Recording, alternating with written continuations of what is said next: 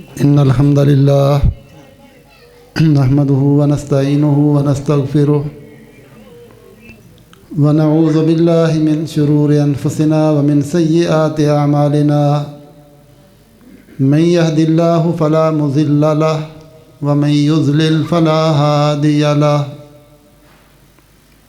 وأشهد أن لا إله إلا الله وحده لا شريك له وأشهد أن محمدًا عبده ورسوله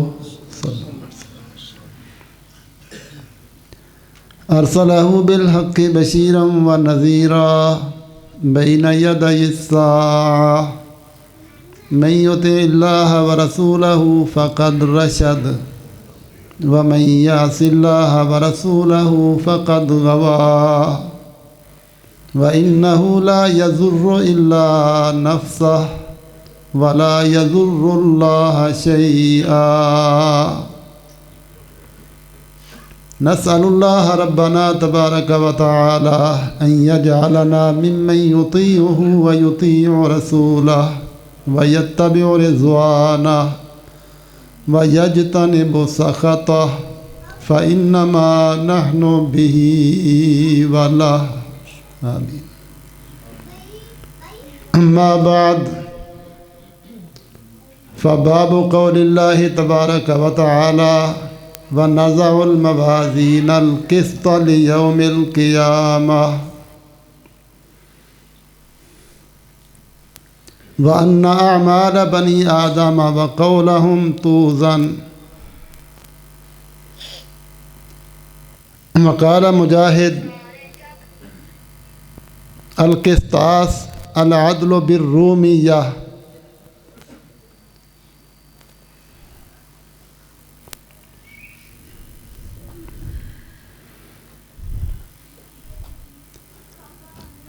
ويقال القسط مصدر المقسط وأما القاسط فهو الجائر. حدثنا أحمد بن أشكاب قال حدثنا محمد بن فضيل عن عمارة بن القعقاع عن أبي زرعة عن أبي هريرة رضي الله تعالى عنه قال قال النبي صلى الله عليه وسلم كلمتان حبيبتان إلى الرحمن خفيفتان على اللسان ثقيلتان في الميزان سبحان الله وبحمده سبحان اللہ العظیم.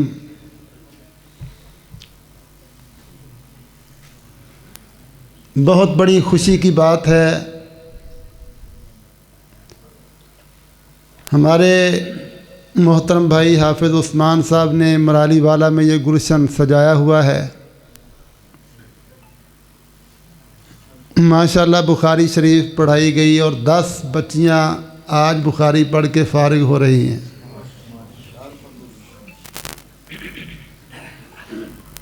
اللہ تعالیٰ اس گلشن کو آباد رکھے، پڑھانے والیاں، انتظام کرنے والے، اللہ سب کو اس کی برکات عطا فرمائے.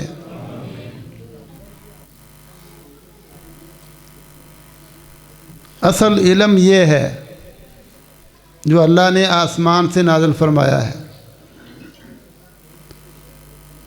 دنیا کے بہترین دماغ، اعلیٰ دماغ وہ ہوتے ہیں جن میں قرآن کا علم ہوتا ہے. یہ دنیا تھوڑی سی دنیا ہے، فانی دنیا ہے. سکولوں، کالجوں میں، یونیورسٹیوں میں صرف دنیا کمانے کے ڈھنگ سکھائے جاتے ہیں، یا فخر تکبر کی ڈگریاں ہوتی ہیں، یا غلامی کے طوق ہوتے ہیں. علم کوئی نہیں. کسی یونیورسٹی میں پڑھنے والے کو یا پڑھنے والی کو یونیورسٹی کی طرف سے اللہ کی پہچان نہیں کروائی جاتی. اللہ کے رسول صلی اللہ علیہ وسلم کا تعارف نہیں کروایا جاتا. یہ زندگی فانی ہے اور اصل زندگی آخرت ہے. اس دنیا کا نتیجہ یا جنت کی شکل میں نکلنا ہے یا جہنم کی شکل میں نکلنا ہے، یہ رہنمائی نہیں دی جاتی۔ یہ علم صرف مسجدوں اور مدارس میں ہے۔ یہ اسلام کے قلعے ہیں، اسلام کے گلشن ہیں۔ تو خوش قسمت ہیں وہ لوگ جو اپنے آپ بیٹوں کو، اپنی بیٹیوں کو اس علم سے منور کرتے ہیں اور اس دنیا کی دلدل سے نکال کر ان کو جنت کا راہی بناتے ہیں۔ اللہ تعالیٰ سب کو مبارک کرے۔ وہ ماں باپ بھی مبارکباد کے لائق ہیں جنہوں نے اپنی بیٹیوں کو دین پڑھانے کے لیے فارغ کیا۔ وہ بیٹیاں بھی مبارکباد کے لائق ہیں۔ انشاءاللہ جس خاندان میں یہ جائیں گی وہ خاندان بھی برکتوں والا ہوگا انشاءاللہ۔ امام بخاری رحمۃ اللہ علیہ، جن کا نام محمد بن اسماعیل بن ابراہیم بن مغیرہ بن بردزبہ، اصل میں یہ فارس کے رہنے والے تھے۔ آپ حضرت سلمان فارسی کا تذکرہ سن رہے تھے نا رضی اللہ عنہ، انہی کے ملک فارس کے رہنے والے، فارس ایران کو بولتے ہیں۔ ان کے آباء و اجداد مجوسی تھے، جس طرح حضرت سلمان کے ماں باپ مجوسی تھے نا۔ امام بخاری کے بڑے بھی مجوسی تھے۔ جب اسلام نے اس دنیا سے کفر کا خاتمہ کیا، شرک کے نظام توڑے، نبی اکرم صلی اللہ علیہ وسلم نے ایسی جماعت تیار کی صحابہ اکرام کی، جنہوں نے اسلام کی دعوت کو پھیلایا اور کفر کے تالے توڑے۔ آپ نے فرمایا تھا کہ لوگوں، مجھے زمین کی چابیاں دے دی گئی ہیں۔ پوری زمین کے آپ نبی ہیں نا، پوری دنیا کے نبی ہیں۔ آپ کی زندگی میں تو صرف عرب تک اسلام پھیلا تھا نا، باقی دنیا تو کھلی پڑی تھی۔ تو شہدائے احد کا غائبانہ جنازہ پڑھا کے آپ نے خطاب فرمایا، تو وہاں فرمایا کہ لوگوں، مجھے زمین کی چابیاں دے دی گئی ہیں۔ اس زمین پر کفر کے تالے لگے ہوئے ہیں، اور صحابہ اکرام کو مخاطب کر کے فرمایا، تم نے ان کفر کے تالوں کو توڑنا ہے اور اسلام کو پھیلانا ہے۔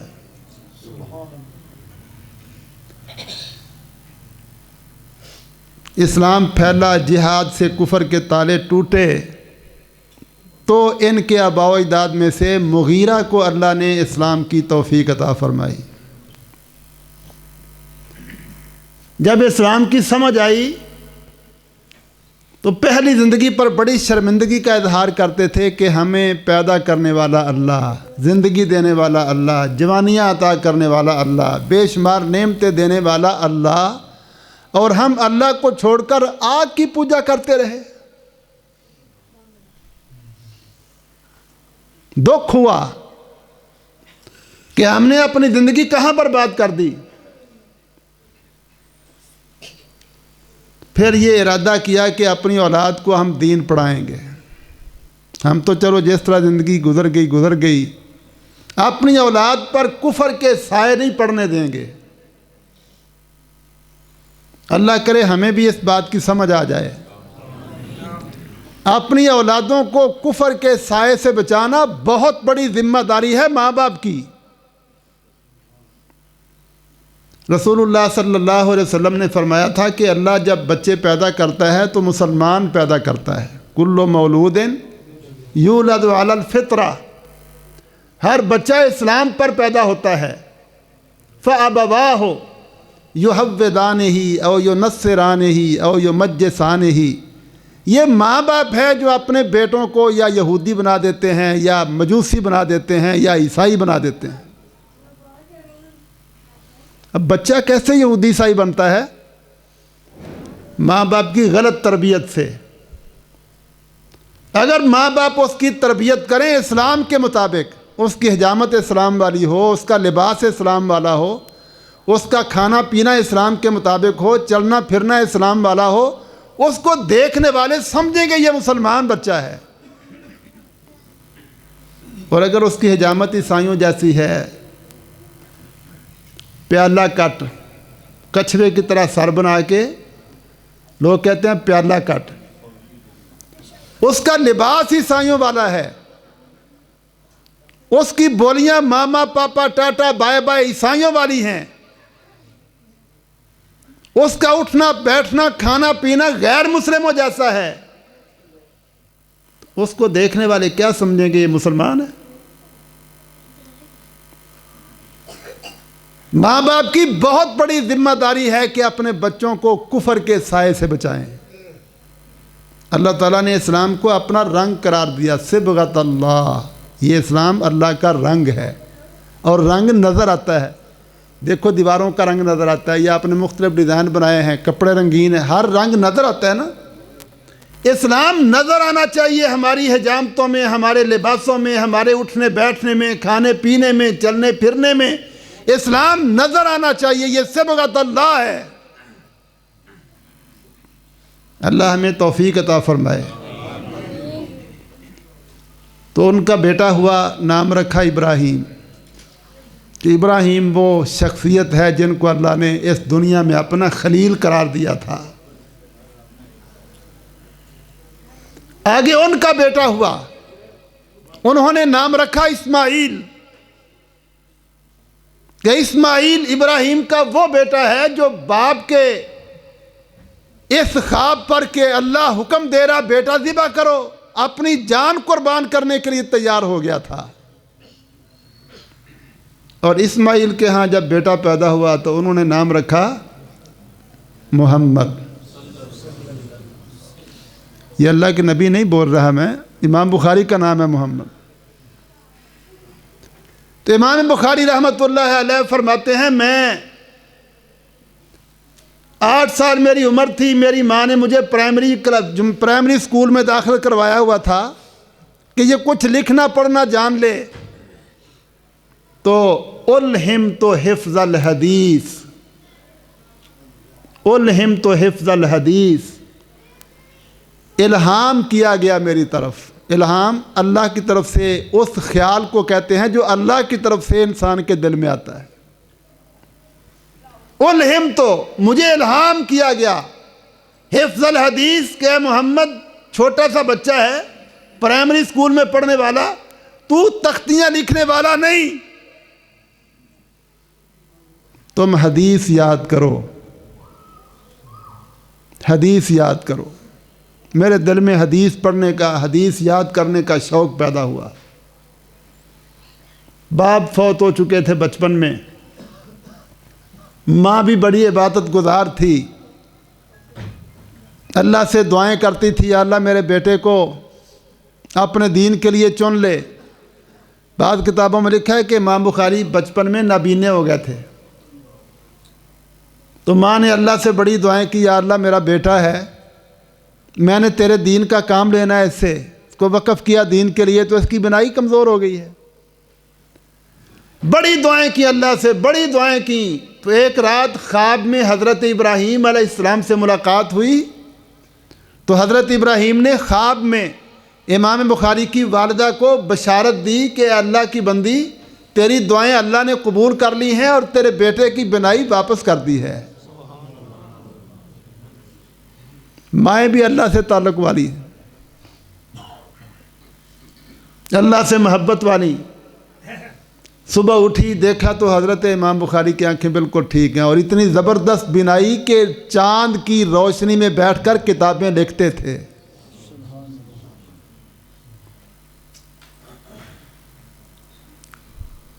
پھر حدیثیں پڑھنا شروع کر دیں، دنیا کے سفر کیے۔ آج کل تو پڑھنا بڑا آسان ہے، ایک جگہ مدرسہ ہوتا ہے، وہاں 4-5 اساتذہ ہوتے ہیں، حدیث کی ساری کتابیں، سارا علم ایک جگہ پر پڑھنے کے لیے مل جاتا ہے۔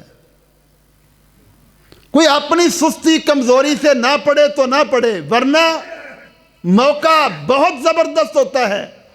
اس وقت پڑھنا بڑا مشکل تھا، صحابہ اکرام پھیل گئے تھے جہاد کے راستے میں، سارے مدینہ میں نہیں رہے، پھیل گئے علاقوں میں، جہاں جہاں گئے وہاں وہاں انہوں نے دین پھیلایا، مدارس قائم کیے، علم چھوڑا۔ پھر جس کو دین پڑھنے کا شوق پیدا ہوتا تھا وہ وہاں وہاں جاتا تھا جہاں جہاں پڑھانے والے علماء موجود ہوتے تھے۔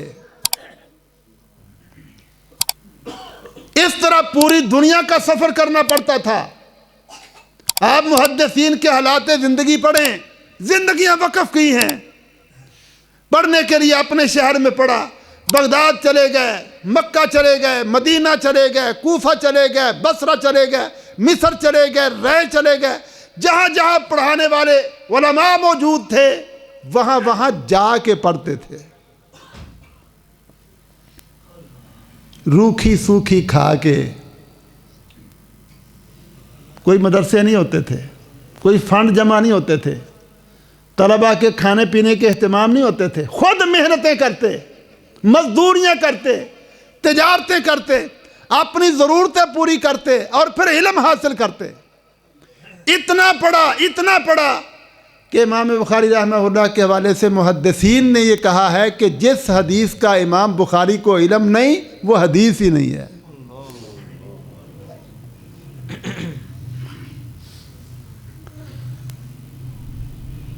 196 میں پیدا ہوئے، 256 میں فوت ہوئے تھے، دوسری صدی کے یہ شخصیت ہیں۔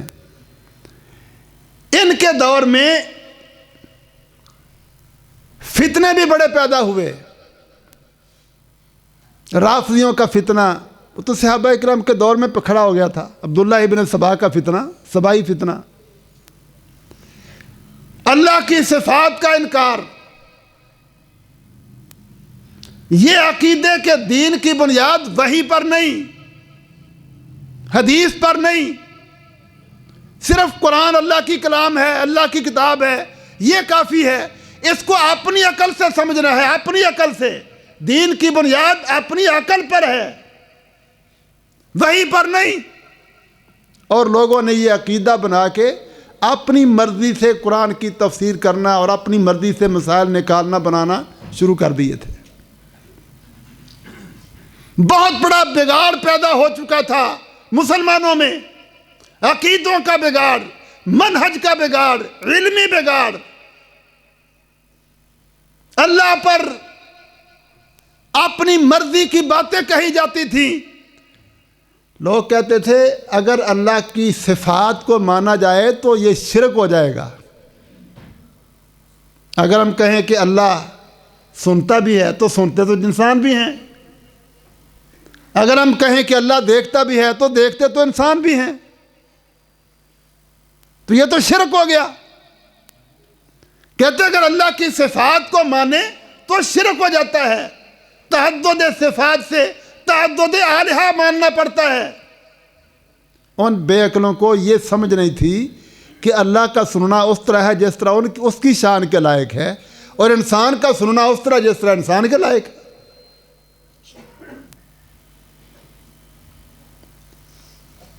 فتنے ہوتے ہیں نا،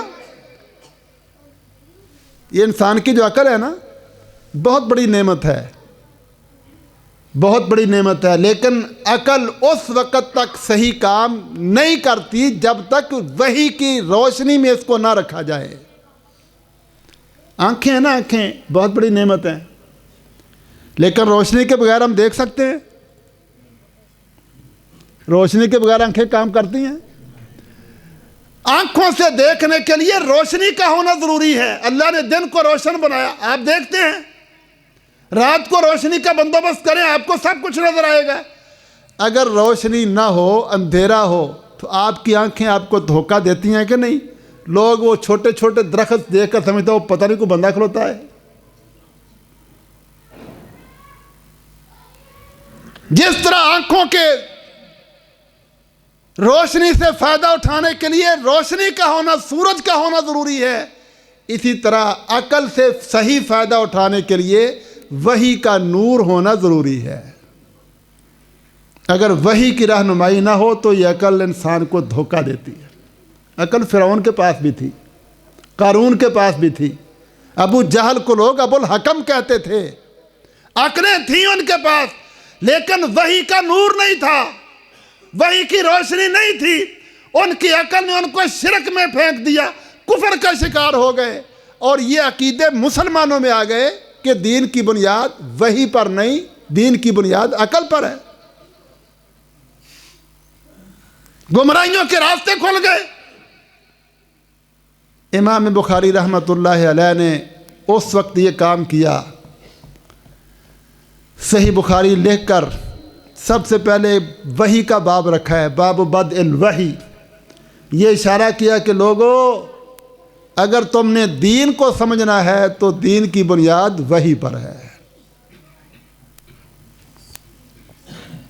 وحی کے بغیر دین کی سمجھ نہیں آتی۔ اگر کوئی یہ کہتا ہے کہ نبی نے اپنی رائے سے مسائل بتائے تھے، اپنے دور میں اپنی رائے سے مسائل بتائے، اب دور بدل چکا ہے، جدید مسائل پیدا ہو چکے ہیں، بڑے بڑے مسئلے پیدا ہو چکے ہیں، اب وہ پرانے مسائل کام نہیں دیتے، اب ہمیں نئے مسائل ہیں، نئے حالات ہیں، نئی چیزیں پیدا ہو رہی ہیں، ہمیں اپنی عقل کے ساتھ فیصلہ کرنا ہے۔ اگر کوئی یہ کہتا ہے تو وہ غلط کہتا ہے۔ نبی نے اپنی رائے کے ساتھ نہیں فیصلے کیے، نبی نے وحی کے ساتھ فیصلے کیے۔ وہ نبی کی اپنی رائے نہیں تھی۔ اللہ نے قرآن میں کہا ما ینطق عن الہوی ان ہوا الا وحی یوحی۔ نبی اپنی مرضی سے نہیں بولتے، نبی بولتے وحی کی بنیاد پر۔ نبی نے جو قرآن سنایا، سمجھایا، صحابہ اکرام کو دعوت دی، تبلیغ کی، اللہ کی کتاب سمجھائی تو وحی کے ساتھ سمجھائی تھی، اور وہ نبی کی حدیث وحی ہے، اور یہ وحی قیامت تک کام دے گی۔ آگے آج ذکر کی انا اوحینا الیک کما اوحینا الی نوح والنبیین من بعدہ۔ اللہ فرماتے ہیں نبی ہم نے آپ کی طرف وحی کی جس طرح ہم نے نوح علیہ السلام کی طرف وحی کی، اور ان کے بعد آنے والے بہت سارے انبیاء کی طرف وحی کی۔ اب نوح علیہ السلام پر وحی کس چیز کی تھی؟ کتابیں کتنی ہیں؟ 4 ہیں نا۔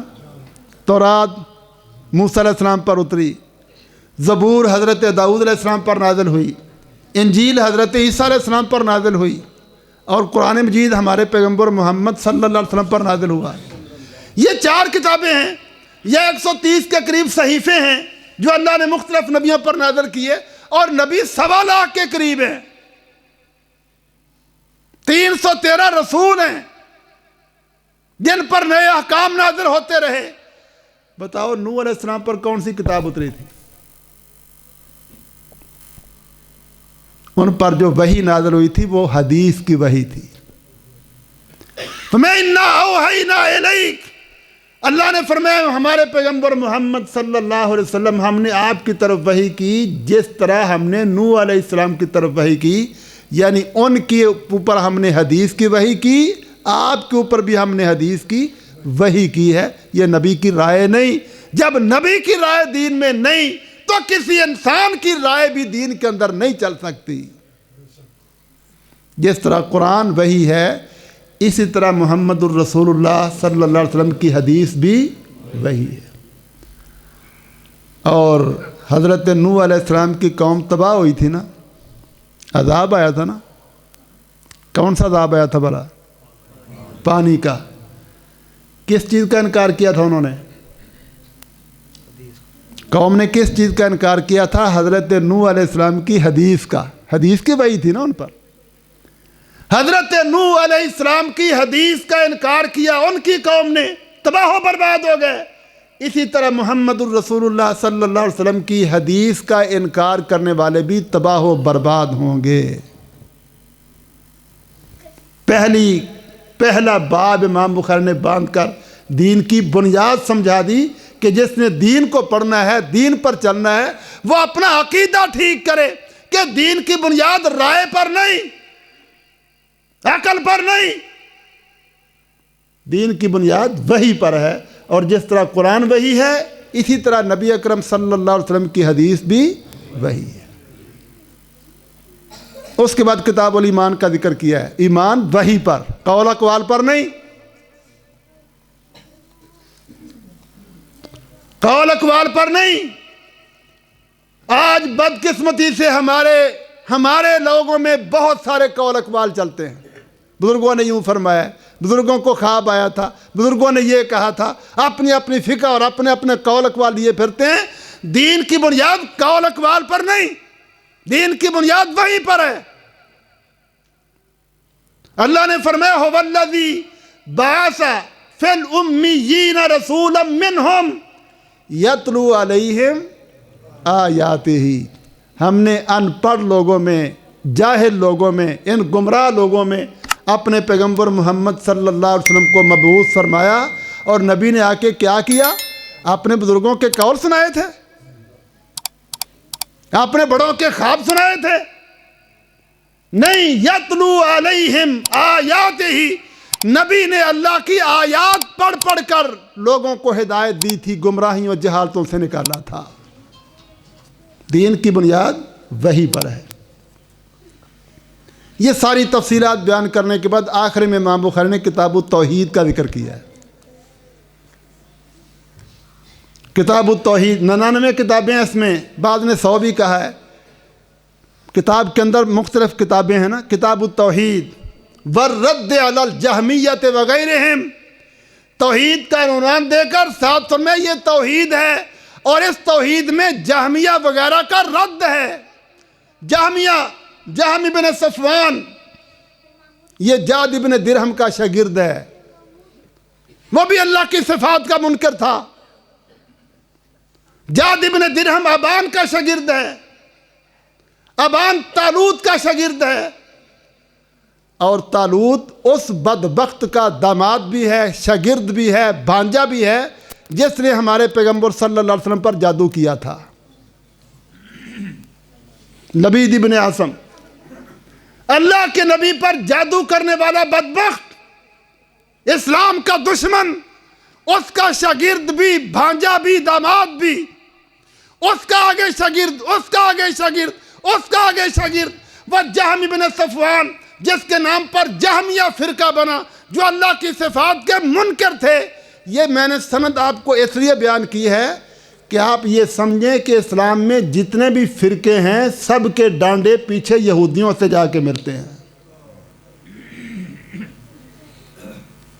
اسلام کے اندر جتنے بھی فرقے ہیں، آج ہمارے وہابی، دیوبندی، بریلوی، سنی، شیعہ کے مسئلے ہیں نا، آپس میں لڑتے رہتے ہیں۔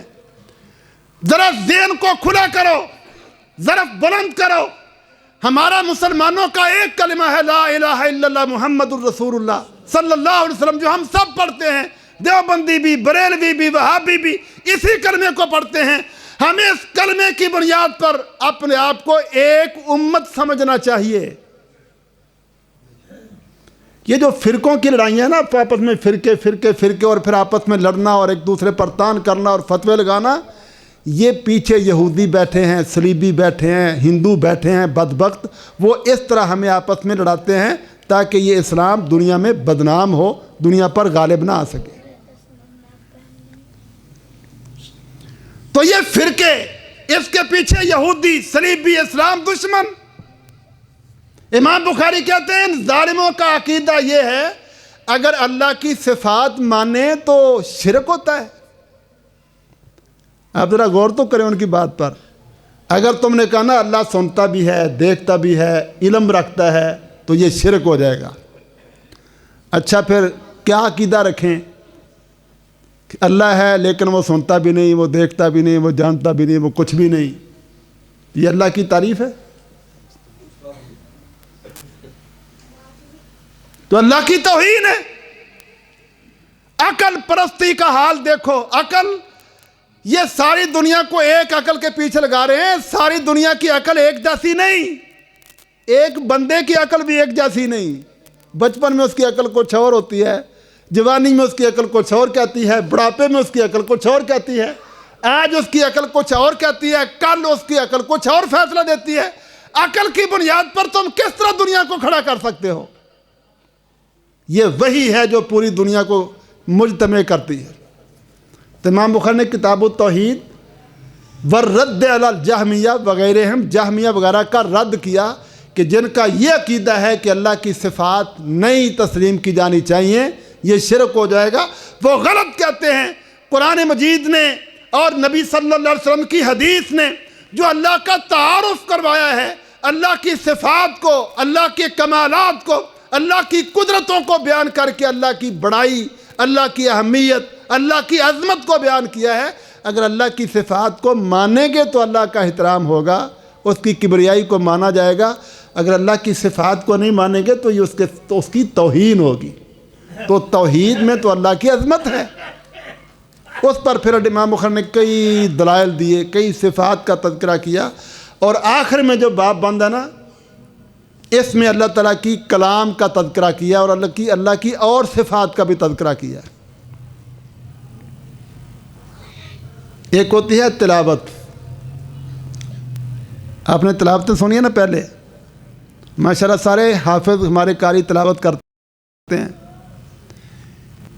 یہ تلاوت کرنا قاری صاحب کا اپنا عمل ہے، میں تلاوت کرتا ہوں یہ میرا عمل ہے، عثمان صاحب تلاوت کرتے ہیں یہ ان کا عمل ہے، اسامہ صاحب تلاوت کرتے ہیں یہ ان کا عمل ہے، ان کی آواز ہے، ان کا لہجہ ہے۔ ایک ہوتا ہے مطلوب، جس کی تلاوت کی جاتی ہے۔ اب تلاوت کرنا میرا عمل ہے، اور جس چیز کی تلاوت ہو رہی ہے وہ کس کی کلام ہے؟ اللہ کی کلام۔ میرے اعمال کا وزن ہونا ہے، میرے پڑھنے کا وزن ہوگا، میری تلاوت کا وزن ہوگا، لیکن اللہ کی صفات کا وزن نہیں ہوتا۔ اس پر امام بخاری باب باندھتے ہیں وَنَضَعُ الْمَوَازِينَ الْقِسْطَ لِيَوْمِ الْقِيَامَةِ، اللہ فرماتے ہیں قیامت والے دن ہم انصاف قائم کرنے کے لیے ترازو رکھیں گے۔ انصاف کیا انصاف ہوگا قیامت کو؟ اللہ اکبر۔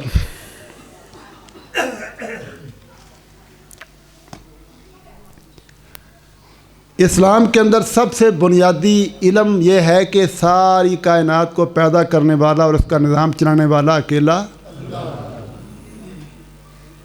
یہ سب کا عقیدہ ہے، سوائے کافر و مشرکوں کے۔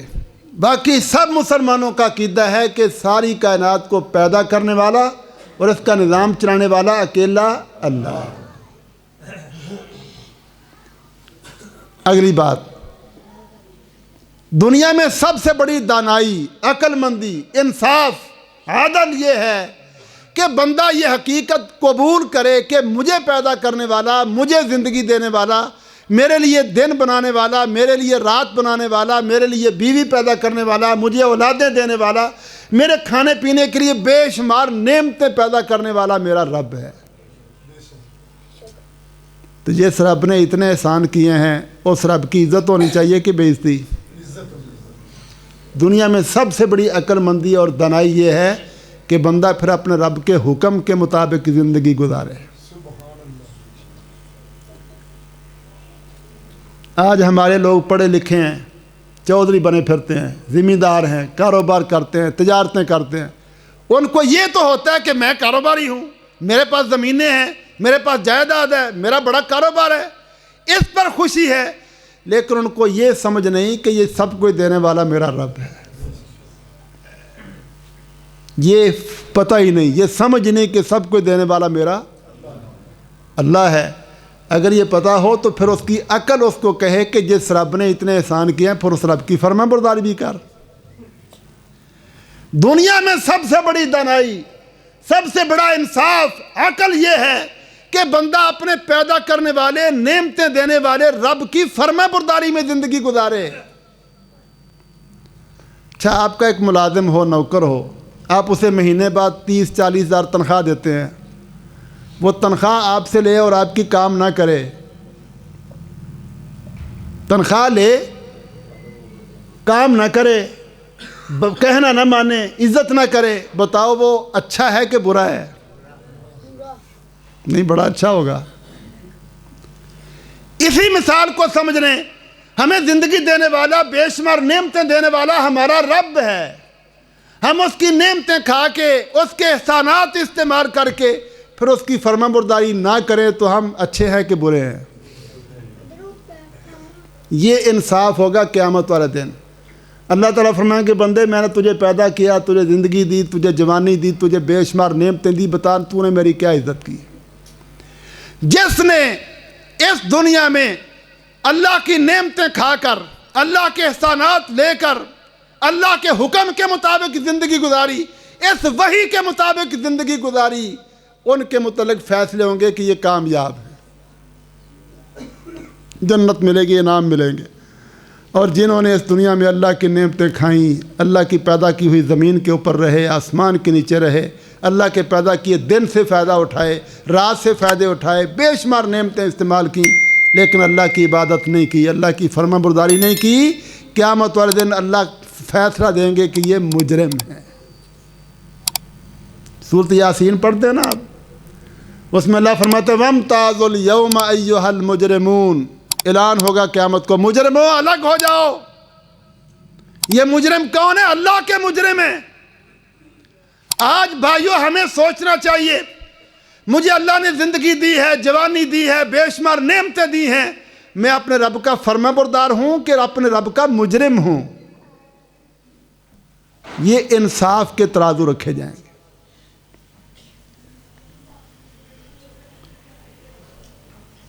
تقدیر کا مسئلہ کبھی سنا ہے آپ نے؟ تقدیر کا جب مسئلہ بیان ہوتا ہے نا تو لوگ سوال کرتے ہیں، جب اللہ کو پہلے ہی پتہ ہے انہوں نے جنت میں جانا ہے، انہوں نے دوزخ میں جانا ہے، تو اللہ جنت والوں کو جنت میں بھیج دیتا، دوزخ والوں کو دوزخ میں پھینک دیتا، کیا ضرورت تھی دنیا بنانے کی اور یہ اتنے بڑے معاملے کی؟ کبھی آپ نے بات سنی ہے اس طرح کی؟ لوگ کہتے ہیں، مجھے ایک دفعہ انگلینڈ سے بندے نے فون کر کے یہ مسئلہ پوچھا، اگر اللہ اپنے علم کے مطابق فیصلے کرتا، اپنے علم کے مطابق یہ جنتی ہیں، یہ جنت میں چلے جائیں، وہ تو بڑے خوش ہوتے لوگ جنت مل گئی، اور جن کے بارے میں اللہ یہ فیصلے کرتے تم جہنم میں جاؤ، وہ سوال کر سکتے تھے کہ ہمارا قصور کیا ہے؟ اللہ پر اعتراض آ سکتا تھا نا، ہمارا قصور کیا ہے؟ اللہ نے اعتراض نہیں لینا، اللہ نے ثابت کرنا ہے کہ تو واقعی جہنم کے لائق ہے۔ اس کے لیے اللہ نے یہ دنیا کا سیٹ اپ بنایا ہے، اس کے اندر وحی بھی نازل کی، دین کا علم بھی دیا، شیطانوں کو بھی کھلی چھٹیاں دی، حق باطل کے راستے سب کے سامنے کھلے ہیں۔ اب انسان کو اختیار دیا ہے، جو سمجھداری سے کام لے گا وہ اپنے رب کی فرما برداری کرے گا، جو آوارہ بدماش ہوگا وہ رب کو کوئی عزت نہیں دے گا، اپنی مرضی سے نہ نماز پڑھتا ہے، نہ روزہ رکھتا ہے، کوئی کفر کرتا ہے، کوئی شرک کرتا ہے، قتل کرتا ہے، زنا کرتا ہے، ڈاکے مارتا ہے، رشوتیں لیتا ہے۔ انسان کے کردار ہے نا، اللہ نے یہ سارے کردار محفوظ کرنے کا طریقہ بنایا، کندھوں پہ فرشتے بیٹھے ہیں، ما یلفظ من قول الا لدیہ رقیب عتید، ایک لفظ بھی بولتا ہے تو لکھا جاتا ہے، ریکارڈ ہو رہا ہے۔ آپ نے یہ کیمرے لگائے ہوئے ہیں، سب کچھ ریکارڈ ہو رہا ہے۔ اللہ کا کیسا زبردست نظام ہوگا کہ پوری زندگی ریکارڈ ہو رہی ہے، اور قیامت والے دن جب اللہ فیصلہ کریں گے تو اپنے علم کی بنیاد پر نہیں، انسانوں کے اعمال کی بنیاد پر فیصلے ہوں گے۔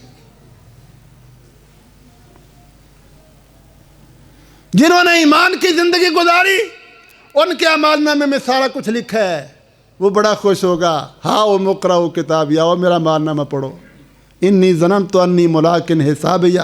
اور جس کے بارے میں یہ فیصلہ ہوگا نا چل جہنم میں، وہ انکار نہیں کر سکے گا میرا قصور کیا ہے، اس کا اعمال نامہ اس کے بائیں ہاتھ میں ہوگا، کہے گا ما لہذا الکتاب لا یغادر صغیرۃ ولا کبیرۃ الا احصاہا، یہ کیسی کتاب ہے، نہ کوئی چھوٹی بات چھوڑی نہ بڑی چھوڑی، سب کچھ لکھ دیا اس نے۔ تو یہ عدل قائم کرنے کے لیے، انصاف کے فیصلے کرنے کے لیے نازع الموازین، اللہ فرماتے ہیں میزان رکھیں گے۔ 3 قسم کے وزن ہوں گے، اعمال کے وزن بھی ہوں گے، اعمال کے۔ وہ عقل پرستوں نے یہاں بھی اعتراض کیا کہ عمل کیا تو وجود ہی کوئی نہیں ہوتا، اس کا وزن کیسے ہوگا؟ اتنے بے وقوف ہیں، یہ ان کی عقل نے ان کو نہیں سمجھایا کہ یہ بات کہنے والا اللہ ہے، اور اللہ ہر کام کر سکتا ہے، ہر چیز پر قادر ہے۔ تو تمہاری عقل اگر نہیں مانتی تو تمہاری عقل یہ تو تمہیں سمجھا سکتی ہے نا کہ ہمارا رب سچا ہے، ہمارا نبی سچا ہے، لیکن یہ سمجھ بھی ایمان کے ساتھ آتی ہے۔ حضرت ابو بکر کے پاس ایمان تھا نا، ابو جہل کے پاس ایمان نہیں تھا۔ آپ نے معراج کا سفر کیا، آ کے بتایا اللہ نے مجھے راتوں رات سیر کروائی۔ ابو جہل کہتا ہے یہ کیسے ہو سکتا ہے، یہ کیسے ہو سکتا ہے؟ بھاگا بھاگا حضرت ابو بکر کے پاس گیا، وہ سمجھتا تھا یہ ابو بکر بھی نہیں مانے گا، کسی کی عقل میں آتا ہی نہیں۔ 18 دن کا سفر، اونٹ دوڑا دوڑا کے ہم کھپ جاتے ہیں، پھر وہاں پہنچتے ہیں۔ محمد کہتا راتوں رات گیا بھی ہوں اور واپس بھی آ گیا ہوں، صلی اللہ علیہ وسلم۔ ابو بکر ایمان والے تھے، اس امت کے سب سے بڑے مومن حضرت ابو بکر صدیق۔ جا کہتا ابو بکر مانے گا؟ محمد کہتا میں راتوں رات گیا ہوں بیت اللہ سے بیت المقدس اور پھر واپس بھی آ گیا ہوں۔ تو فرماتے ہیں اگر انہوں نے کہا تو ٹھیک ہے، یہ ایمان ہے۔ آج دنیا نے ایسے ایسے آلات ایجاد کر لیے ہیں کہ ان چیزوں کا وزن ہوتا ہے جن کا وجود کوئی نہیں۔ گرمی کا وجود ہے، سردی کا وجود ہے، وزن ہوتا ہے کہ نہیں؟ آج درجہ حرارت کتنا ہے جی؟ وجود ہوتا ہے۔ بخار چڑھ جاتا ہے، بخار کا وزن ہوتا ہے کہ نہیں؟ ہوا کا وزن ہوتا ہے۔ انسانوں نے اپنی عقل سے ایسے آلات بنا لیے ہیں، ان چیزوں کا وزن ہوتا ہے جن کا وجود نہیں۔ تو اللہ حکم الحاکمین کے لیے کیا مشکل ہے؟ اعمال کا وزن ہوگا۔ آپ نے سنا نا سب سے بڑا وزنی عمل کون سا ہے؟ اچھا اخلاق۔ ایک صورت یہ ہے، دوسری صورت یہ ہے کہ اعمال نامے تولے جائیں گے جو فرشتوں نے لکھے ہیں۔ اعمال ناموں کا وزن، اللہ کے نبی فرماتے ہیں سب سے آخر میں مسلمان ہونے والا بندہ، پہلے کفر کی زندگی گزاری، ادھر مسلمان ہوا، موت آ گئی، اس کو بلایا جائے گا ادھر آؤ اپنے حساب کو دیکھو اعمال نامے کو۔ کہتے ہیں یا اللہ میرا حساب کتاب کیا ہونا، میں اسلام قبول کرتے مر گیا ہوں، میرے پاس نیکی کوئی نہیں۔ میں کہ نہیں آ جاؤ آج ظلم نہیں ہوگا۔ 99 دفتر بڑے بڑے گناہوں کے، کفر کے، شرک کے، نافرمانیوں کے، حد نگاہ تک، اور ایک چھوٹا سا پردہ اس میں لا الہ الا اللہ محمد الرسول اللہ لکھا ہوا ہے صلی اللہ علیہ وسلم۔ میزان لایا جائے گا، ایک پلڑے میں 99 دفتر رکھے جائیں گے اور ایک پلڑے میں یہ صرف چھوٹا سا پردہ رکھا جائے گا۔ جب میزان اٹھائیں گے تو وہ 99 دفتر ہلکے ہو جائیں گے، ایک لا الہ الا اللہ والا پردہ بھاری ہو جائے گا، کیونکہ اللہ کے نبی نے فرمایا جو اسلام قبول کرتا ہے، اسلام قبول کرنے کی وجہ سے اس کے پہلے زندگی کے سارے گناہ معاف ہو جاتے ہیں۔ تیسری شکل ہے کہ کچھ بندے بھی تولے جائیں گے جو اپنے آپ کو بڑا متکبر مغرور سمجھتا نا، میرے جیسا ہے ہی کوئی نہیں۔ اللہ کے نبی فرماتا ہے کہ موٹا تازہ کافر لایا جائے گا قیامت والے دن، متکبر، اس کو ایک پلڑے میں رکھا جائے گا اور دوسرے پلڑے میں مچھر کا پر رکھا جائے گا۔ مچھر کا پر، مچھر کا پر، مچھر کا پر دیکھا کبھی؟ میزان اٹھانے والا فرشتہ اٹھائے گا، وہ مچھر کے پر والا پلڑا نیچے، وہ موٹا تازہ کافر اوپر چلا جائے گا۔ اللہ دکھائے گا کہ یہ کافر مشرک، ان کا میرے نزدیک مچھر کے پر جتنا بھی وزن نہیں۔ وزن بنتا ہے وحی کی پیروی سے۔ وہ بندہ وزنی ہے، معتبر ہے جو وحی پر عمل کرتا ہے، وہ عمل وزنی ہے جو وحی کے مطابق ہے، اور جو وحی کے مطابق نہیں، قرآن و سنت کے مطابق نہیں، اس کی کوئی حیثیت نہیں۔ عبداللہ ابن مسعود رضی اللہ عنہ چھوٹے سے قد تھا، پتلی پتلی پنڈلیاں تھیں، پیلو کے درخت کی مسواک توڑنے گئے۔ پیلو کا درخت جانتے ہو نا، چھوٹا سا پودا بڑا بھی بن جاتا ہے، اس کی مسواک توڑنے گئے، ہوا تیز چلی تو عبداللہ ابن مسعود گرنے لگے تھے، صحابہ ہنسنا شروع ہو گئے۔ آپ فرماتے ہیں کیا ہوا ہے؟ کہتی ہنسنے لگ گئے کہ گرنے لگے تھے، پتلی پتلی پنڈلیاں ہیں۔ نبی اکرم صلی اللہ علیہ وسلم فرماتے ہیں اس کو دیکھ کر نہ ہنسو، اس کی پنڈلیاں اللہ کے میدان میں بہت وزنی ہیں،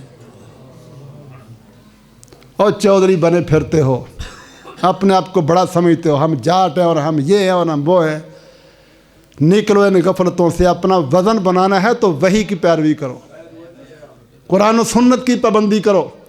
وہ لوگ بڑے ہیں جو وحی کے مطابق زندگی گزارتے ہیں، وزنی ہیں، معتبر ہیں، بڑے، اور جن کی زندگی میں قرآن نہیں، حدیث نہیں، وحی کے مطابق زندگی نہیں، کوئی وزن نہیں ان کا، کوئی عزت نہیں ان کی۔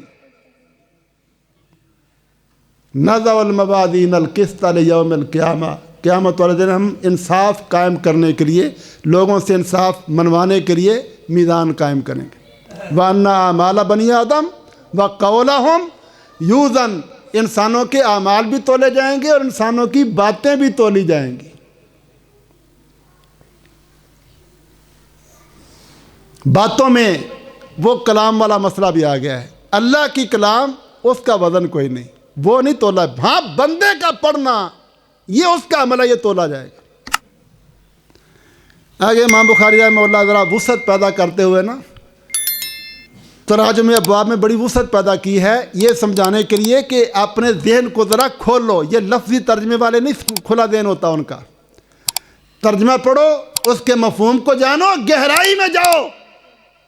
امام بخاری یہ دعویٰ کرتے تھے کہ یہ بیوقوف کہتے ہیں کہ اللہ کے نبی کے زمانے کے مسائل اور تھے، اب زمانہ ترقی کر رہا ہے، جدید ہو رہا ہے، مسائل بڑھ گئے ہیں، معاملات الگ ہیں، کیسے رہنمائی ملے گی؟ ان بیوقوفوں کو سمجھاؤ کہ یہ وحی اللہ کی ہے اور اس وحی میں قیامت تک پیدا ہونے والے حالات کا حل ہے۔ امام بخاری دعویٰ کرتے تھے دنیا جہاں کا کوئی مسئلہ جس میں رہنمائی کی ضرورت ہو، قرآن اور حدیث میں اس کا حل موجود ہے۔ کچھ سمجھو تو صحیح۔ وسعت پیدا کرنے کے لیے تراجم ابواب میں بڑی وسعت پیدا کی ہے، تو فرماتے ہیں القسطاس، قرآن کا یہ بھی لفظ وزنوا بالقسطاس المستقیم، صحیح پیمانے کے ساتھ وزن کیا کرو۔ القسطاس العدل بالرومیہ، رومی زبان میں اس کا معنی بھی عدل ہوتا ہے۔ روم اس وقت عیسائی تھے، رومیوں کی زبان لاطینی زبان تھی، لاطینی، تو لاطینی زبان میں قسطاس عدل کے معنی میں ہے۔ امام بخاری وسعت پیدا کرتے ہیں کہ دنیا میں جتنی زبانیں بولی جاتی ہیں، جتنے انسان ہیں، سب کے معاملات تو ایک جیسے ہی ہیں نا، کھانا پینا شادی بیاہ، یہی معاملات نا، سب کے معاملات ایک جیسے ہیں، مسائل ایک جیسے ہیں، سب کا حل بھی قرآن و حدیث میں موجود ہے۔ اب کوئی بندہ یہ نہ کہے کہ قرآن اور حدیث میں عربی کے علاوہ بھی لفظ موجود ہیں، قسطاس رومی زبان کا لفظ ہے۔ اس کا جواب یہ ہے کہ اصل بولی اس دنیا کی عربی ہے، اصل بولی عربی ہے، عربی سے آگے پھر بولیاں بنی ہیں۔ جس طرح سب کا باپ آدم ہے نا، آگے رنگ مختلف ہیں، قد مختلف ہیں، مزاج مختلف ہیں، لیکن اصل باپ تو ایک ہی ہے نا۔ رنگوں کا مختلف ہونا یہ باپ کے مختلف ہونے پر دلالت نہیں کرتا۔ اسی طرح اصل زبان عربی ہے، دنیا کی اصل زبان، سب سے قدیم زبان عربی ہے، سب سے بڑی گہرائی والی زبان عربی ہے۔ اس سے پھر آگے مختلف بولیاں بنی ہیں، یہ اللہ کی قدرت ہے۔ بہرحال یہ ایک الگ موضوع ہے۔ تو قسطاس جو قرآن نے الفاظ کیا، یہ بھی رومی زبان میں عدل کو ہی بولتے ہیں۔ آگے کا لفظ بول رہا ہے القسط مصدر المقسط، ایک لفظ ہے قاسط، ایک لفظ ہے مقسط، دونوں کا بنیاد قاف سین طا ہے، قسط۔ امام بخاری یہ سمجھاتے ہیں کہ قاسط کا معنی ہوتا ہے ظالم اور مقسط کا معنی ہوتا ہے انصاف کرنے والا۔ یہ فرق سمجھاتے ہیں۔ قرآن کہتا ہے مل قاسطون فکانوا لجہنم حطبا، جو قاسط ہیں وہ جہنم کا ایندھن بنیں گے، اور ان اللہ یحب المقسطین، جو مقسط ہیں اللہ ان سے محبت کرتا ہے۔ تو فرق سمجھ لو، قسط کا معنی ہوتا ہے حصہ، قسط کا معنی حصہ، اگر حصے والے کو دو تو انصاف ہو جائے گا نا، اور اگر حصہ اس کو دے دو جس کا نہیں، ظلم ہو جائے گا۔ یہ عربی گرامر کا ایک معنی لفظ ہے جو امام بخاری نے بڑے سادہ انداز میں سمجھا دیا کہ قسط قاف سین طا یہ مادہ ہے، اس سے آگے دو شاخیں نکلتی ہیں، حصے والے کو حصہ دیا جائے تو انصاف ہے اور یہ مقسط ہے، اور اگر حصے والے کو چھوڑ کر کسی اور کو دے دیا جائے تو یہ ظلم ہو جائے گا اور وہ قاسط ہے۔ اور یہاں نازع الموادین القسط کا جو لفظ ہے نا، یہ قسط قاصد سے نہیں، یہ مقصد سے ہے۔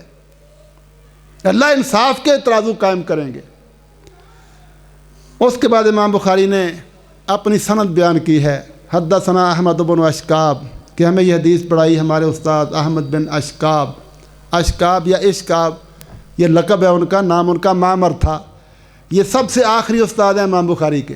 امام بخاری بڑے صاحب ذوق آدمی تھے، کتاب کے آخر حدیث ذکر کی تو استاد بھی آخری ذکر کر دیا۔ وہ کہتے ہیں حدثنا محمد بن فضیل، یہ حدیث ہمیں سنائی ہمارے استاد محمد بن فضیل نے۔ محمد بن فضیل یہ کہ محدث ہیں اور ان پر شیعہ ہونے کی تہمت ہے۔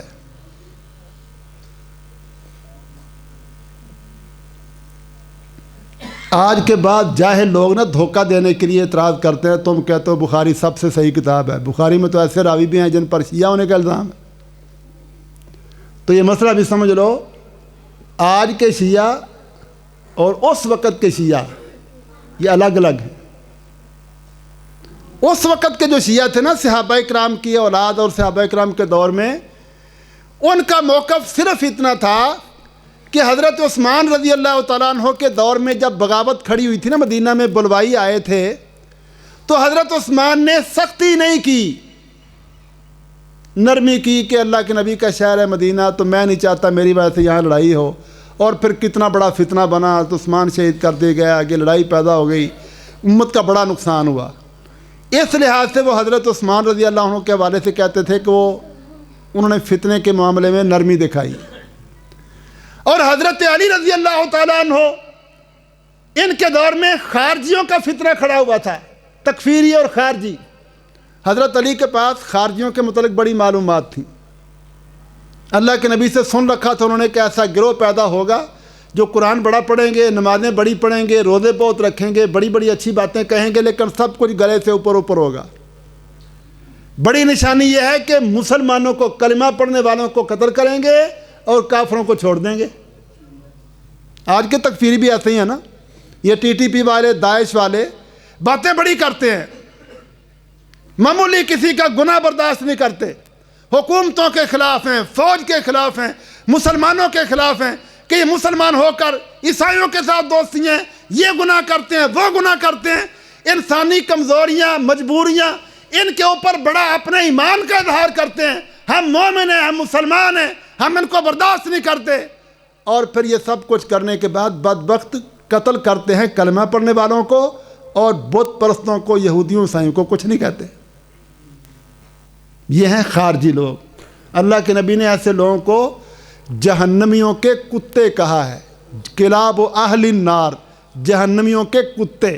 اب جہنمی کون ہے؟ ہمیشہ کے جہنمی وہ کافر ہیں نا، یہودی، عیسائی اور بت پرست۔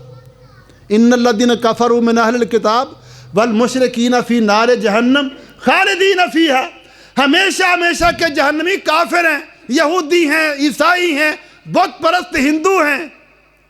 جو کلمہ پڑھنے والے ہیں اللہ ان کو معاف کر دے گا، وہ ہمیشہ کے جہنمی نہیں ہیں۔ تو یہ ہمیشہ کے جہنمی یہودی، عیسائی اور ہندو ہیں۔ اللہ کے نبی نے فرمایا یہ جو تکفیری قوم ہے نا، تکفیری، یہ ان جہنمیوں کے کتے ہیں۔ جو کام کافر نہیں نہ کر سکتا مسلمان ملکوں کے خلاف، وہ ان کتوں کے ذریعے کرواتے ہیں۔ خبردار رہنا ایسے لوگوں سے۔ یہ اسلام کا نام لے کر مسلمانوں پر حملے کرنے والے، مسلمان حکومتوں پر فتوے لگانے والے، گناہ کرنے والے، گناہ گار مسلمانوں پر کفر کے فتوے لگا کے اور ان کے قتل کے فتوے دینے والے، وہ اسرائیل بیٹھا ہوا دور، وہ نہیں وہ کام کر سکا جو ان کا کتا کر رہا ہے، اسلام کا لبادہ اڑ کر۔ تو حضرت علی رضی اللہ تعالیٰ عنہ کے پاس بڑی معلومات تھیں ان کے بارے میں، تو انہوں نے یہ ارادہ کیا تھا کہ میں نے اس گروہ کو قتل کرنا ہے، اور پھر حضرت علی نے خارجیوں کو قتل کیا۔ تو وہ کہتے تھے کہ حضرت علی کے دور میں جب فتنہ باز گروہ پیدا ہوا تو انہوں نے کوئی نرمی نہیں دکھائی، ان کو کچل کر رکھ دیا، اس لیے وہ حضرت علی کو حضرت عثمان سے اعلیٰ افضل کہتے تھے، فضیلت دیتے تھے، صرف اس ایک مسئلے میں۔ باقی سارے صحابہ اکرام کو مانتے تھے، حضرت ابو بکر کو، حضرت عمر کو، حضرت عثمان کو، سارے صحابہ اکرام کو، قرآن کو، حدیث کو، سارے عقیدے ٹھیک تھے، اعمال درست تھے۔ صرف فضیلت دیتے تھے اس مسئلے میں کہ حضرت عثمان نے نرمی دکھائی اور حضرت علی نے کچل کر رکھ دیا، اس بنیاد پر ان کو حضرت علی کے حمایتی اور شیعہ کہا گیا۔ اور آج کا جو شیعہ ہے اس کے تو عقیدے ہی خراب ہیں، نہ وہ قرآن کو سمجھتا ہے نہ حدیث کو مانتا ہے، حضرت ابو بکر کو، حضرت عمر کو معاذ اللہ نہیں مانتے، صحابہ اکرام کو برا برا کہتے ہیں۔ تو آج کا جو بندہ یہ کہے گا نا کہ تم بخاری کی بڑی فضیلت بیان کرتے ہو، اس میں تو شیعہ راوی ہیں، تو وہ دھوکہ دے گا۔ وہ راوی شیعہ ہونے کا مطلب یہ نہیں کہ وہ صحابہ کو نہیں مانتے تھے یا ان کے عقیدے خراب تھے، وہ مضبوط ایمان والے متبع سنت اہل السنہ تھے۔ صرف وہ حضرت علی کی حمایت اس بنیاد پر کرتے تھے کہ انہوں نے فتنوں کے خلاف کوئی لچک نہیں دکھائی۔ سمجھ آ گئی ہے جی؟ تو یہ محمد ابن فضیل یہ بیان کرتے ہیں حضرت ابو عمارہ بن قعقاع رضی اللہ تعالیٰ عنہ سے، اور حضرت ابو عمارہ بیان کرتے ابو زرعہ سے، اور حضرت ابو زرعہ حضرت ابو ہریرہ رضی اللہ تعالیٰ۔ یہ ہے سند۔ اس سند کے ساتھ دین کی ہر بات نبی اکرم صلی اللہ علیہ وسلم تک پہنچتی ہے۔ جس طرح قرآن، اب قرآن بھی تو صحابہ اکرام کے ذریعے آیا نا، قرآن بھی تو صحابہ اکرام کے ذریعے آیا نا ہم تک، انہی کے ذریعے حدیث پہنچی ہے۔ دیکھو لوگوں کی عقل، کہتے ہیں قرآن بالکل ٹھیک ہے اور حدیث پر بڑے اعتراض ہیں۔ یہ تو حدیث پہنچانے والے کوئی اور گروہ ہوتا نا، پھر تم اعتراض کرتے۔ وہ ابو بکر، عمر، عثمان، علی، طلحہ، زبیر جنہوں نے اللہ کے نبی سے قرآن پڑھا تھا، انہوں نے اللہ کے نبی سے حدیث پڑھی تھی۔ جنہوں نے قرآن لکھا تھا انہوں نے حدیث لکھی ہے۔ اسی امت کے حصے نے قرآن آگے پہنچایا، اسی امت کے حصے نے حدیث آگے پہنچائی۔ قرآن کو تم مانو تو حدیث کو کیوں نہیں مانتے؟ کتنا بڑا دھوکہ دیتے ہیں یہ لوگ۔ یہ سند ہے جس سند کے ساتھ دین کا ہر مسئلہ رسول اللہ صلی اللہ علیہ وسلم تک پہنچتا ہے۔ اور پھر اللہ کے نبی بیان کرتے ہیں حضرت جبریل سے، اور حضرت جبریل، اسلام ایسا دین ہے جو زمین پر نہیں بنا۔ بھائیو یہ سمجھ لو، موٹی سی بات ہے، ہمارا دین آسمان سے نازل ہوا ہے۔ ہمارا دین کوئی قول اقوال، فقہ حنفیہ، فقہ جعفریہ، فقہ فلانی فتاوی کوئی آسمان سے نہیں آیا۔ آسمان سے صرف قرآن اور حدیث نازل ہوا ہے، اور یہ دین ہے۔ اس کو دین سمجھنا ہے، اس سے اپنے مسائل حل کرنا ہے، اس کے مطابق زندگی گزارنا ہے۔ یہ سند ہے جو دین کو ممتاز کرتی ہے اور ہر فتنے کا دروازہ بند کرتی ہے۔ تو حضرت ابو ہریرہ بیان کرتے ہیں یہ 4 سال اللہ کے نبی کے پاس رہے تھے، 4 سال مسلسل حدیثیں پڑھتے تھے، یاد کرتے تھے۔ کہتے ہیں نبی اکرم صلی اللہ علیہ وسلم نے ارشاد فرمایا، کلمتان 2 جملے، کلمہ کلام کو بھی بولتے ہیں، 2 کلام میں، کلمہ ہوتا ہے ایک لفظ، با معنی لفظ کو کلمہ بولتے ہیں، لیکن بعض دفعہ کلمہ پوری کلام پر بھی بولا جاتا ہے۔ اب کلمہ اسلام، کلمہ طیبہ پڑھتے ہیں، لا الہ الا اللہ محمد رسول، اب یہ لمبی کلام ہے لیکن اس کو کلمہ بولتے ہیں نا۔ وَكَلِمَةٌ بِهَا كَلَامٌ قَدْ يُؤَمْ، گرامر کا اصول ہے کہ کلمہ بول کر کبھی کلام بھی مراد ہوتی ہے۔ تو یہاں کلمتان 2 کلامیں ہیں، 2 جملے ایسے ہیں، حبیبتان للرحمن، جو رحمان کو بہت پسند، رحمان کا لفظ بولا، بڑی رحمت والا۔ اب محبت بھی اللہ کی صفت ہے، رحمان کو بڑے محبوب ہیں، بڑے پسند ہیں، یہ اللہ کی صفت ہے۔ خفیفتان علی اللسان، زبان سے ان کو ادا کرنا بڑا آسان ہے، کوئی بھاری نہیں، کوئی مشکل نہیں، بڑا آسان۔ دین ہمارا ہے ہی آسان۔ ملک قانون بناتے ہیں، لمبی لمبی کتابیں، وہ وکیل بیچارے پڑھ پڑھ کے مر جاتے ہیں، ان کو سمجھ نہیں آتی۔ اسلام میں 70 سے اوپر چند شاخیں ہیں، بس 70 کے قریب شاخیں، چھوٹا سا ہمارا دین ہے اسلام، کوئی مشکل نہیں۔ جو کہتے ہیں نا اسلام مشکل ہے وہ غلط سمجھتا ہے، اسلام کوئی مشکل نہیں۔ رسمیں چھوڑنا مشکل ہیں، رواج چھوڑنا مشکل ہیں، اللہ اور اس کے رسول کی فرما برداری کوئی مشکل نہیں، بڑے ہلکے پھلکے، زبان سے ادا کرنا بڑا آسان۔ پڑھو سبحان اللہ و بحمدہ، سبحان اللہ، کبھی مشکل پیش آئی ہے؟ خفیفتان علی اللسان، زبان پر بڑے ہلکے پھلکے ہیں، لیکن ثقیلتان فی المیزان، میزان کے اندر بڑے وزنی ہیں۔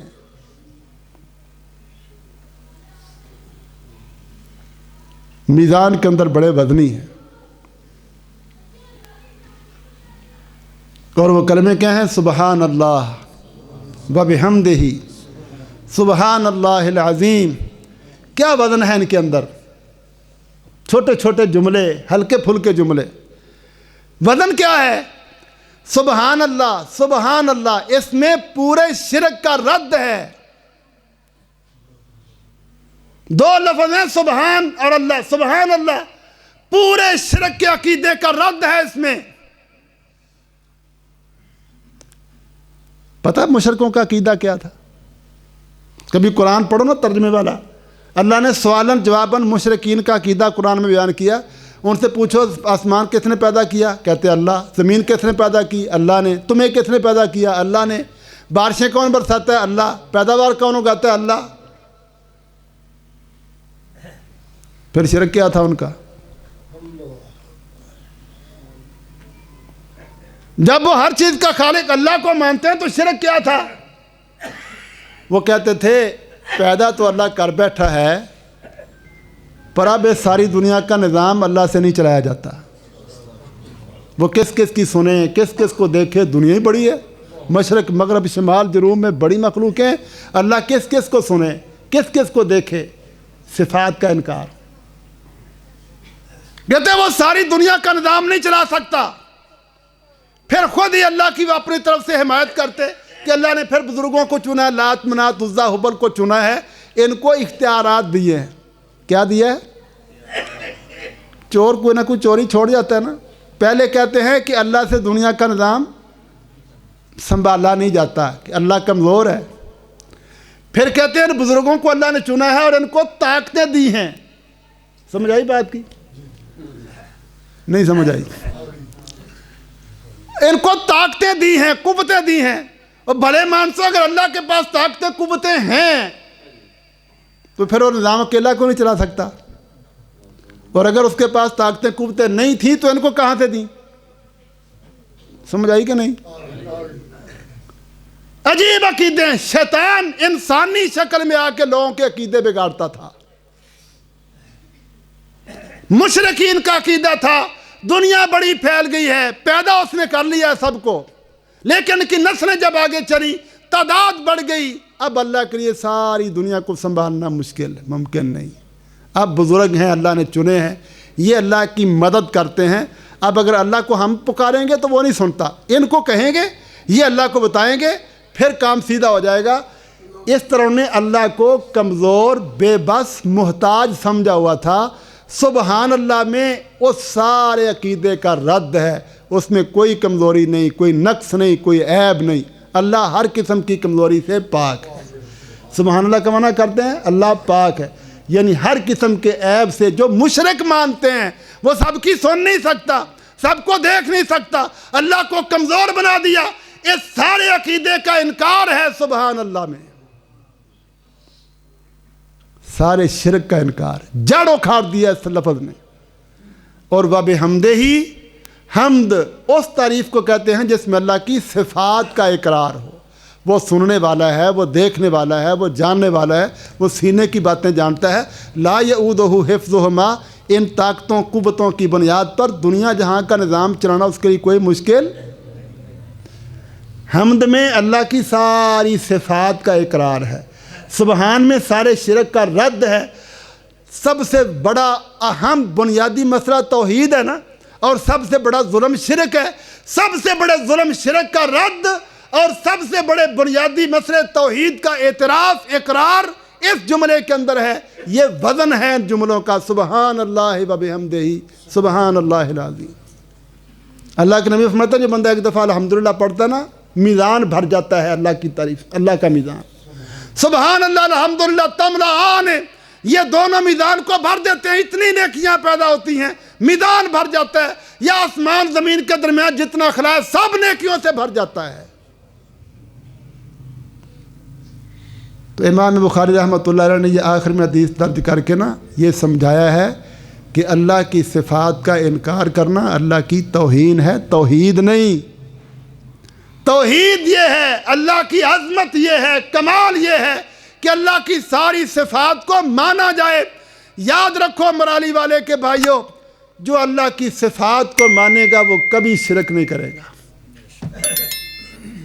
جو اللہ کی صفات کو مانے گا، پہلے اللہ کی صفات کا انکار کرے گا تو شرک کی طرف جائے گا۔ جب یہ کہے گا اللہ سنتا نہیں تو پھر سنانے کے لیے کوئی بہانہ بنائے گا نا۔ جو صفات کو مانے گا کبھی شرک نہیں کرے گا، اور شرک وہی کرے گا جو اللہ کی صفات کا انکار کرے گا۔ اور اللہ کی صفات کا انکار کر کے تباہی اور بربادی ہوگی، اعمال بھی ضائع ہو جائیں گے، زندگی بھی ضائع ہو جائے گی۔ اللہ کی صفات کو مانیں گے تو تمہارے اعمال میں بھی وزن ہوگا، تمہاری شخصیتیں بھی موت پر ہوں گی، تمہارا دین بھی موت پر ہوگا، اور کامیابی کا راستہ بھی یہی ہے۔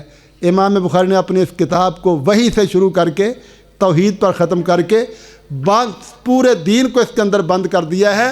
دین کو سمجھنا ہے، وحی کو سمجھو، وحی پر عقیدے بناؤ، وحی کے مطابق چلو۔ اللہ کی عزت اور توحید کو سمجھنا ہے تو اللہ کی صفات کو اعتراف کرو۔ یہ آخری حدیث ہے جو ہم نے بیان کر دی۔ سمجھ آ گئی آپ کو؟ اللہ تعالیٰ سے دعا ہے اللہ تعالیٰ ہم سب کو اپنے عقیدے درست کرنے کی توفیق عطا فرمائے۔ جن ہماری بیٹیوں نے، بہنوں نے یہ حدیث پڑھی ہے، اللہ تعالیٰ ان کے سینے ایمان سے منور فرمائے۔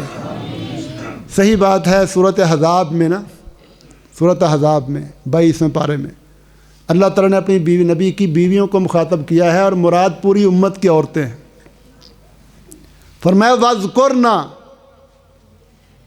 تم یاد کیا کرو، اذکرنا، یاد کرو، پڑھو نہیں، پڑھنے کا لفظ نہیں بولنا، یاد کرو۔ وَاذْكُرْنَا، اور تو تم یاد کرو، مَا يُتْلَى فِي بُيُوتِكُنَّ، جس کی تمہارے گھروں میں تلاوت ہوتی ہے، جو تمہارے گھروں میں پڑھا جاتا ہے نا۔ نبی کے گھروں میں قرآن پڑھا جاتا تھا، حدیث پڑھی جاتی تھی، وحی اترتی تھی۔ تمہارے گھروں میں وحی آتی ہے، قرآن، حدیث تمہارے گھروں میں جو پڑھا جاتا ہے، اور تو نبی کی بیویوں اذکرنا، اس کو من آیات اللہ والحکمہ، آگے اللہ نے وضاحت کر دی، وہ اللہ کی آیتیں ہیں اور حدیث ہے۔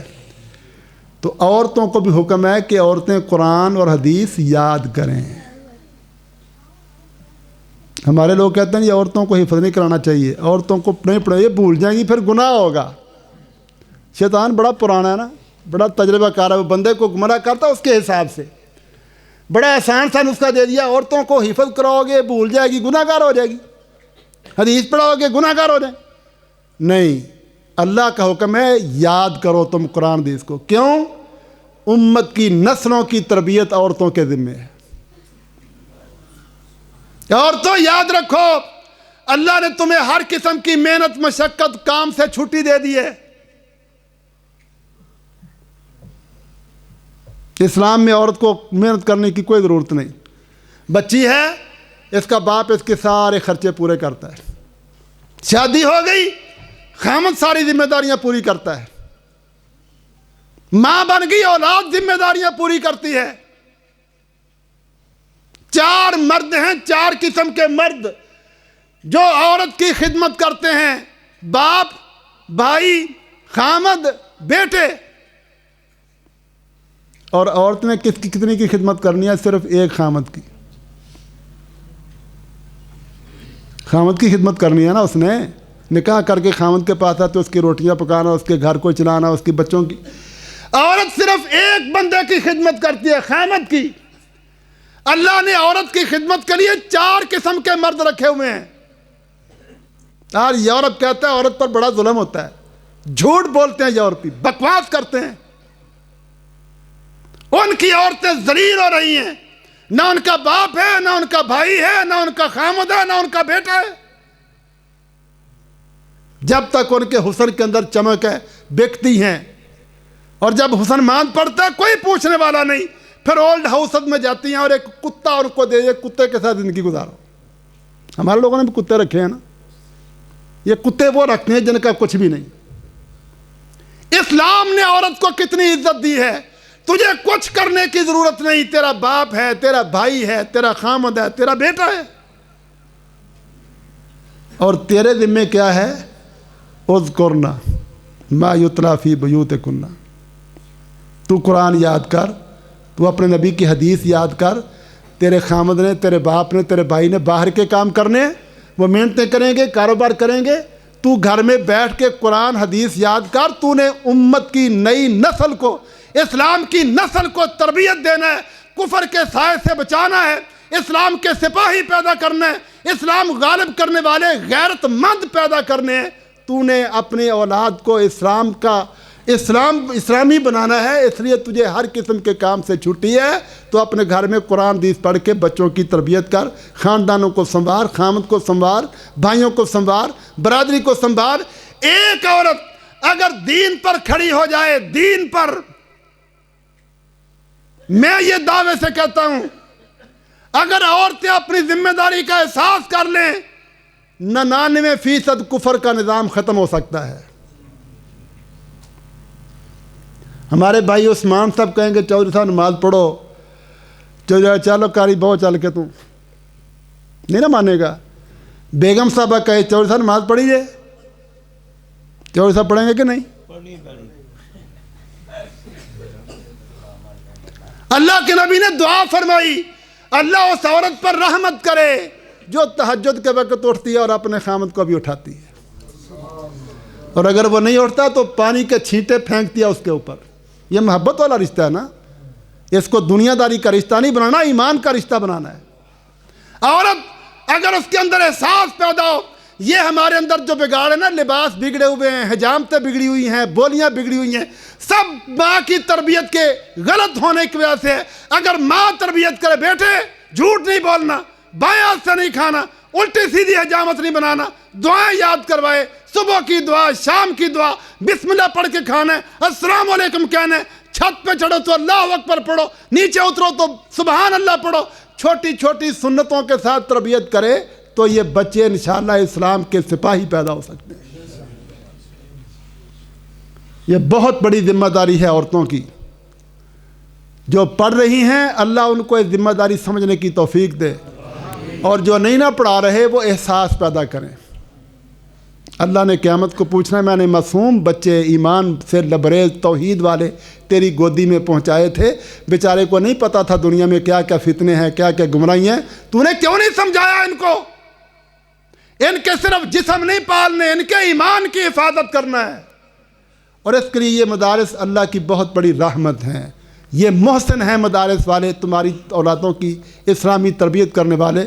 اللہ تعالی ہم سب کو توفیق عطا فرمائے، اللہ اسلام اور اہل اسلام کو عزت عطا فرمائے، جہاد اور مجاہدین کی مدد فرمائے، کشمیر میں، فلسطین میں مظلوموں کی اللہ مدد فرمائے، اللہ پاکستان کی حفاظت فرمائے، ہر قسم کے فتنے سے محفوظ رکھے، یہ دینی مراکز کو اللہ آباد رکھے اور ان کاموں میں برکتیں عطا فرمائے۔ وآخر دعوانا ان الحمدللہ رب العالمین۔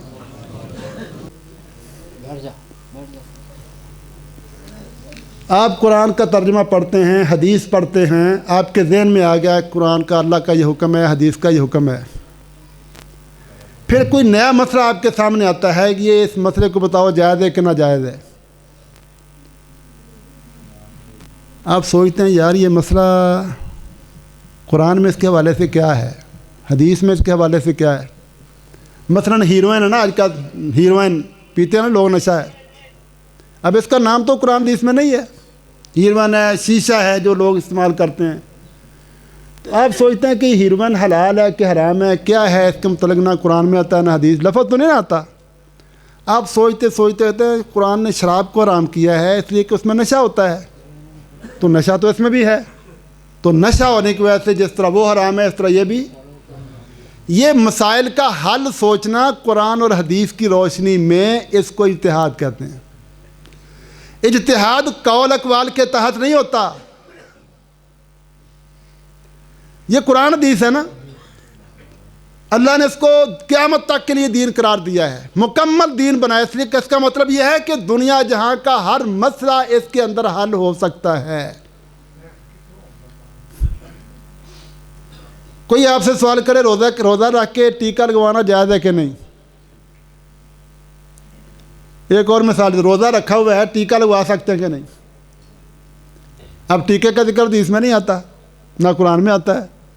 آپ اس پر غور کرتے ہیں کہ کس انداز سے میں سمجھوں، تو سوچتے سوچتے آپ کے ذہن میں آیا کہ اللہ کے نبی نے فرمایا جب روزہ رکھا ہوا ہونا ہو تو ناک میں پانی چڑھاتے ہوئے مبالغہ نہیں کرنا. وضو کرتے ہیں نا، کلی بھی کرتے ہیں، ناک میں پانی چڑھاتے ہیں، ویسے ناک میں پانی چڑھاؤ تو اچھی طرح ناک کو صاف کرنا ہے، اوپر پانی کھینچنا، نرم ہڈی تک پہنچے، گدگدی سی ہوگی، سارا اخراج مادہ نکل جائے گا. لیکن روزہ رکھا ہوا ہو تو مبالغہ نہیں کرنا. اس کا مطلب یہ ہے کہ ناک کھانے پینے کا راستہ تو نہیں نا، لیکن اگر اس کے ذریعے ناک میں پانی اوپر چلا جائے تو وہ گلے تک پہنچ جاتا ہے. یہ ایک غیر طبعی راستہ ہے. اس سے سمجھ آتی ہے کہ روزے کی حالت میں جس طرح طبعی راستے سے کوئی چیز اندر داخل کرنا، کھانا پینا جائز نہیں، اسی طرح غیر طبعی راستے سے بھی کوئی چیز جسم کے اندر نہیں جانی چاہیے. تو آپ کا علم آپ کو بتائے گا کہ ٹیکا بھی ایک غیر طبعی راستے سے چیز، دوائی جسم کے اندر داخل کرنی کی جاتی ہے نا. ویسے دوائی کھائی جاتی ہے، سائنس نے ترقی کی، دوائیوں کا جوہر نکال لیے گئے، وہ میدے والا ایک لمبا روٹ اختیار کرنے کے بجائے اس کا جوہر نکالتے ہیں، براہ راست جسم کے اندر داخل کر دیتے ہیں. تو غیر طبعی راستے سے جسم کے اندر دوائی پہنچائی جاتی ہے نا. تو جس طرح غیر طبعی راستے سے اللہ کے نبی کہ ناک روزہ رکھا ہو تو ناک میں پانی مبالغے سے نہیں چڑھانا تاکہ اندر نہ چلا جائے، اسی طرح ٹیکا بھی غیر طبعی راستے سے جسم کے اندر دوائی ڈالنا ہے تو یہ بھی جائز نہیں. یہ ہوتا ہے اجتہاد. جتنا قرآن حدیث کا علم زیادہ ہوگا اتنا آپ مسائل کو زیادہ حل کر لیں گے، جتنا علم تھوڑا ہوگا اتنی سمجھ نہیں آئے گی. اور اللہ کے نبی نے فرمایا اگر آپ کو سمجھ نہیں آتی تو علم والوں سے پوچھو، فاسألوا اہل الذکر ان کنتم. علم میں سارے برابر نہیں ہیں. مجھے سمجھ نہیں آئی، میں اپنے سے بڑے علم والے سے پوچھوں، وہ بتائے گا قرآن حدیث کی روشنی میں. یہ اجتہاد ہوتا ہے. اگر قرآن حدیث چھوڑ کر اپنی قول یا اپنی مرضی کی باتیں ہوں تو وہ کچھ بھی نہیں ہے اس کی حیثیت. اللہ تعالیٰ ہمیں سمجھنے کی توفیق دے.